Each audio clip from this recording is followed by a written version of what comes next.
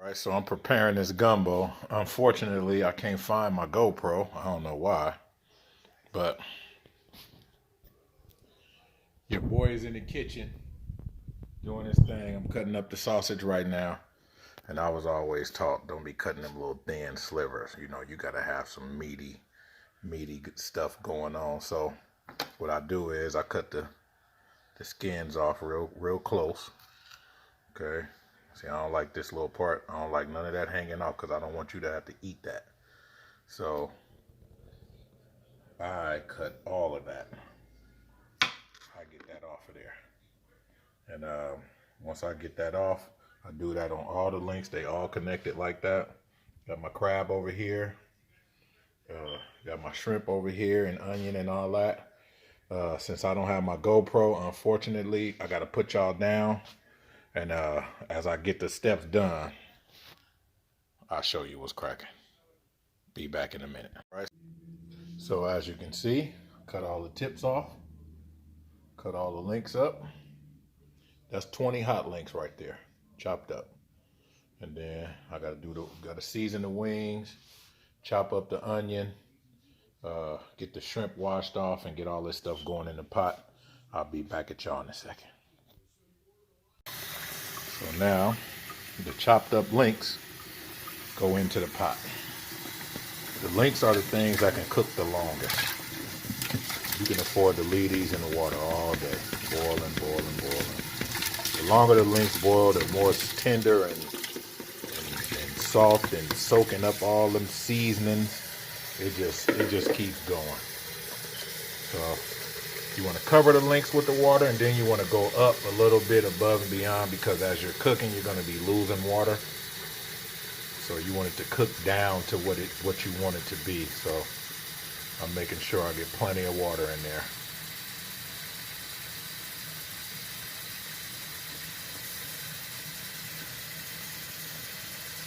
I got plenty more stuff to add. This pot is going to be pretty full. So now I take this pot and put it on the stove. And just so y'all know, I clean my sink like I clean my dishes. A lot of people don't do that, but I do. So now we can turn this on high, because I want to bring this pot to a hard boil. Got some stuff that I found in the freezer, some chili. So now that's going. Now what I'm gonna do is come over here. I'm gonna get this onion chopped up, get a couple of these celery stalks chopped up, and then I'm gonna dump that in the pot with the links, because those can just go. All right, so I'll see y'all in a minute. So I got some onion chopped up. All I gotta do is take it off of here, the food processor, take off the excess. This is about a little less than half of that onion, and I'm gonna put more.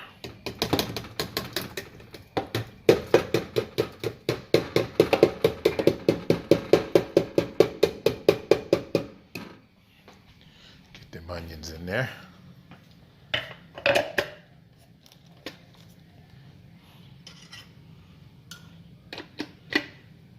Drop a few more pieces. Maybe cutting these down will make it easier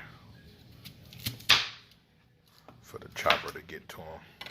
I got a little baby chopper, so you don't want to overload it.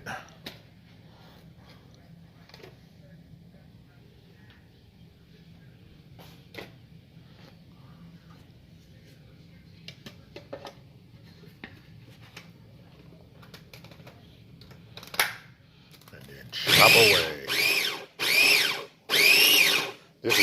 This is the no tears method, y'all.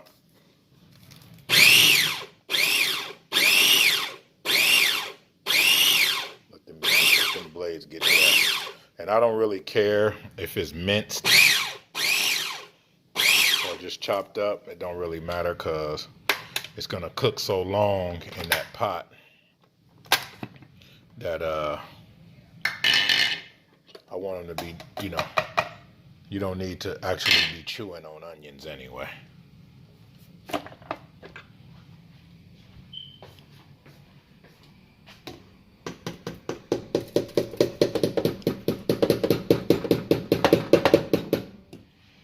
Okay. Go ahead and get the rest of that in here.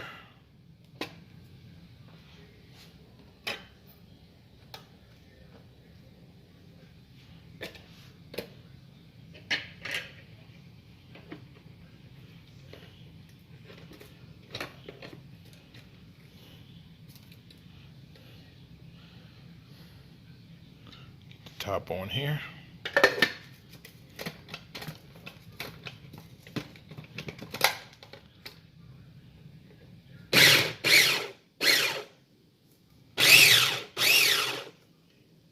Okay, looks pretty good.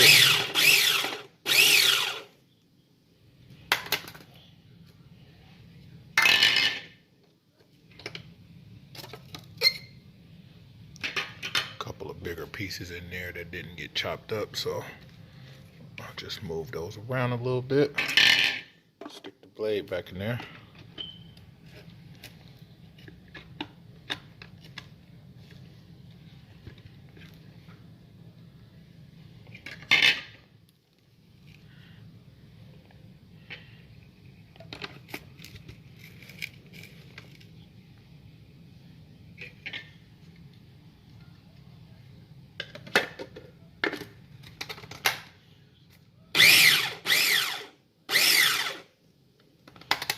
That's really all it takes.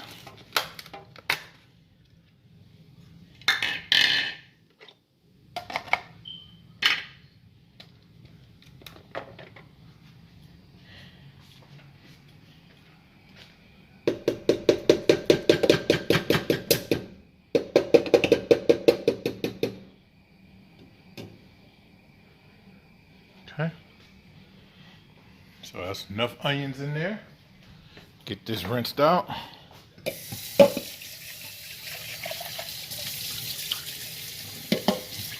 I'll come back and I'll wash these dishes and everything.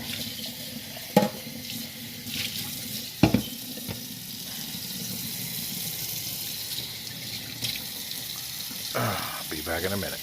Okay, so what I do is I start with a minimum of 2 full jars of gumbo filet. I don't even have to measure this because this is actually not enough. So I'm comfortable adding both of these in. And if it happens to be enough, that's fine. But it definitely won't be too much. So I'll get that in there real good. I've been doing this a long time, so try not to question my methods. Okay. So get that stirred in.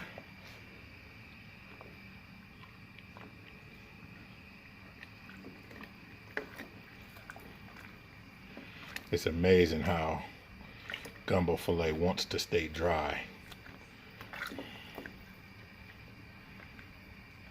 But you work that in real good and make a nice little soup out of it. And as you go, you can taste and test for thickness, so on and so forth. But I can always start here.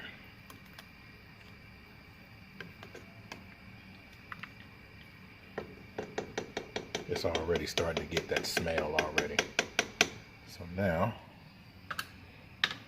I'm gonna dump a nice little portion of garlic powder in here. Just regular little great value garlic powder. Honestly speaking, this whole thing, because it's not really that a whole lot in here.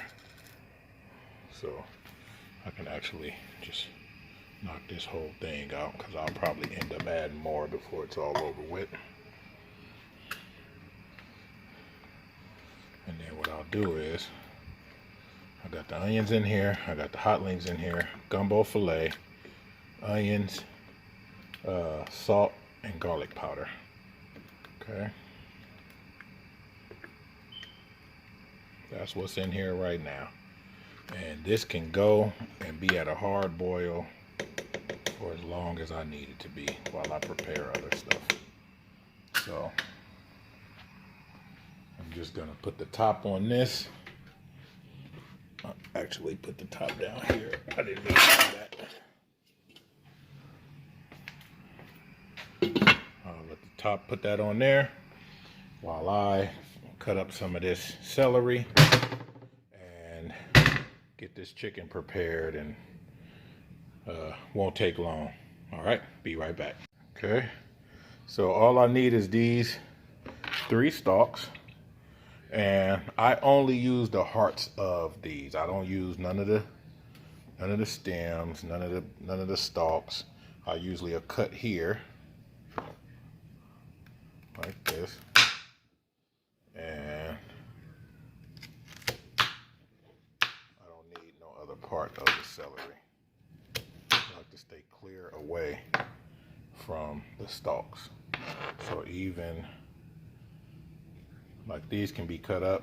I usually will cut these here. Everybody else do things differently, but I honestly don't need this part of the celery. So this is all I need. I can get rid of everything else. Okay, drop the little piece down here. So I'll get rid of all of this.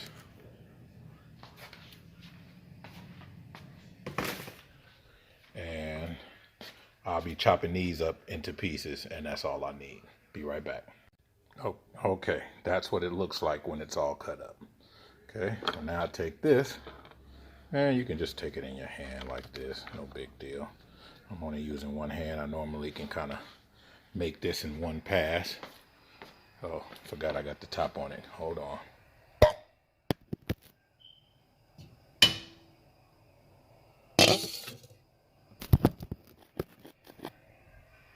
So just drop those on down in there. Get them all in there. The celery helps the gumbo taste fresh.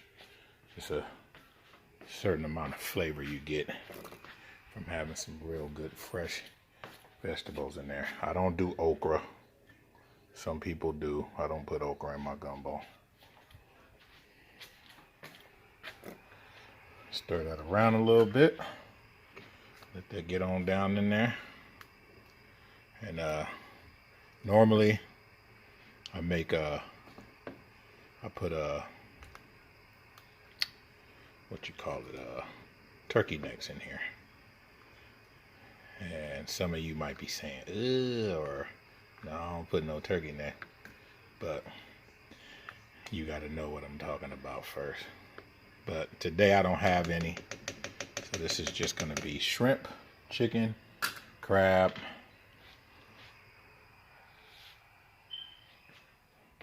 and hot links. Okay, so now I'm gonna get these shrimp washed off and thrown in the pot, and then I'm gonna season the chicken, and that's gonna go in at the very end. Okay, so I'll be right back. All right, so got the shrimp all washed off.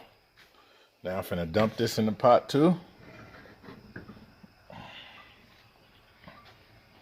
My Note 8. All right, so I don't wanna spill this, y'all. So I gotta put y'all down for a second.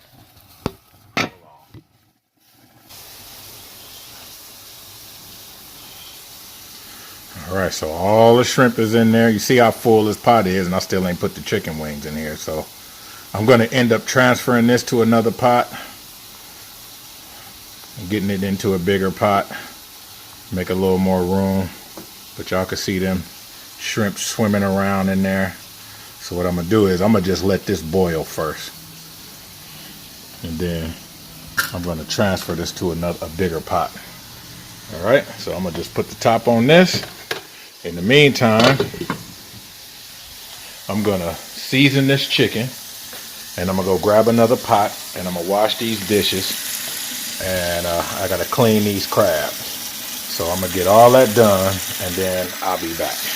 All right, so I gotta clean these crabs. These clusters I don't have to clean, but the full crabs I do. I normally do snow crab legs, but Dungeness works. It's just, you gotta clean them out. So I'm gonna clean them and get these clusters rinsed off and all that, and I'll be right back at y'all. All right, so I got the crabs cleaned up now, and they ready to be broke up and thrown into this, and I'm gonna rinse them off again, even though I just cleaned them, but I'm gonna put them in there with that, and I'll get those all cleaned up. Be right back. Okay, so got the crab all cleaned up, got all the clusters all broke up. That is a little over 6 pounds of crab right there. So plenty of crab meat. And I went outside and got my bigger pot. So you can see the difference between that one and that one. Okay, so I'm gonna get this cleaned up and get this gumbo transferred over to this pot. Give me more room to cook with, and I'll be right back. All right, so got it into another pot. As you can see, I got a lot more cooking room. So I'm gonna dump some more of this garlic powder on up in there. You can almost never have too much. Okay. Yeah, be plentiful. Gumbo should be nice and garlicky. I don't see my cooking utensil there. I can use this for now. Get that nice and stirred in there. Yeah.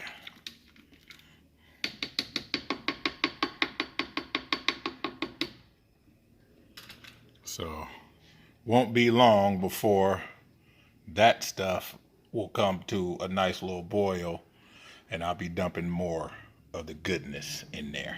Let me season this chicken. So how I do my chicken,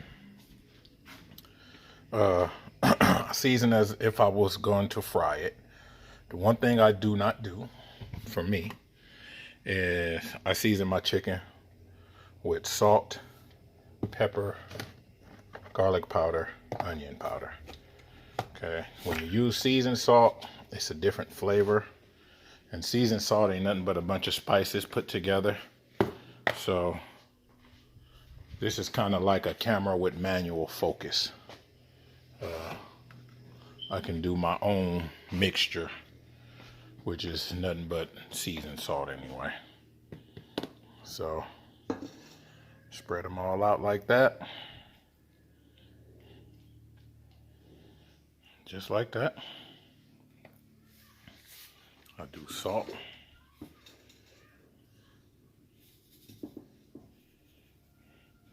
And you just want to salt just like you would as if you were cooking it by itself. You don't have to overdo anything or anything like that. So basically, the way I was taught to make gumbo is everything you put in a pot will pretty much come with its own flavor.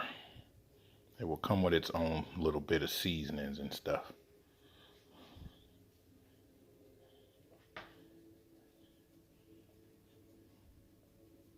So you don't have to be exact. Just want to get some seasoning on there and not do too much. Onion powder.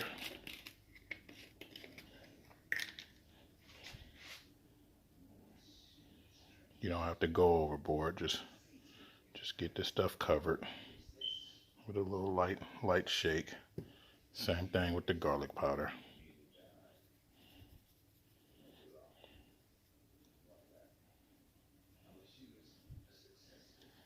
And then the pepper. Everybody has their own ideas of what they want their gumbo to taste like. I don't really think there is a bad combination, so to speak. The only gumbo I believe there is that's not good is gumbo that's not seasoned well, or it's over seasoned.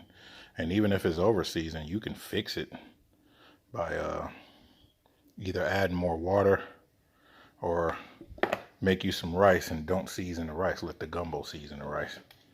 So you can do that.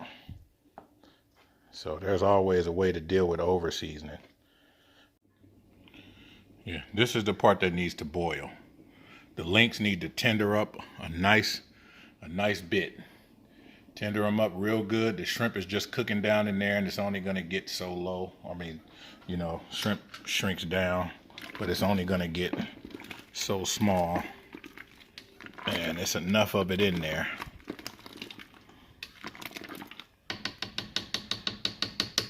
to please a big crowd. So I'm gonna let this cook for a little bit, get them links nice and tendered up. The rest of it is really easy.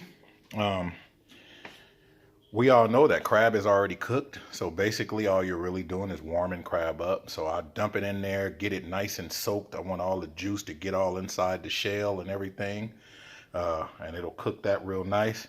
And then what I do with the chicken, once I add the shrimp or the crab, the chicken cooks itself. So you add the crab, and then as you can see, I got this on the low burn right now. So it's just slowly boiling. And then I'm gonna add the crab. And then okay, so now I got the chicken in there, the crab is in there, and now I'm gonna turn the eye up on high. So that is high. Now I'm gonna bring that to a hard boil.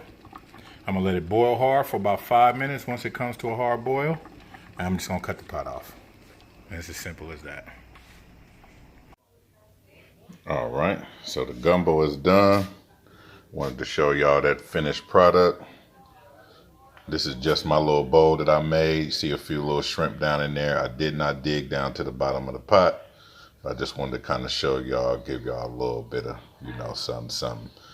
I don't really eat a whole lot, so I put very little rice in here, a bunch of juice. I like to, you know, make sure I got plenty of juice and eat up these crabs. And, you know, I'm going to go work out. So that's why my bowl don't look all full and all that. But this is delicious. Subscribe. I might bring you some. Subscribe. I might bring you some.